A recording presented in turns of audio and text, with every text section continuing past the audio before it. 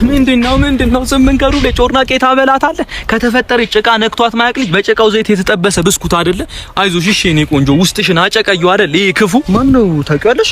ዝም በል። ይሄኔ ጀርመን ሀገር ብትሆን ለዚህ ኃጢአት የሞት ፍርደኛ ነበር። በዛ ላይ እዚህ ጠራራ ፀሐይ ላይ አስቁማት። እቺን የመሰለች ትቁማ። አንተ ምን ጨነቀ?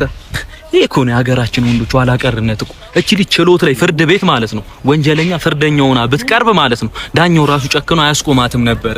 እቺን የመሰለች ልጅ እውር የሚያደንቅ ውበት እኮ ነው ያለች። ዊ ቴንክ ዩ በጣም እባክሽ ግቢ ውስጥ የንብ ቀፎ አለና ፈቅደሽልኝ ወስጄ ንግስታቸው ላርግሽ እባክሽ። እንዴት አልክ እንደዛ?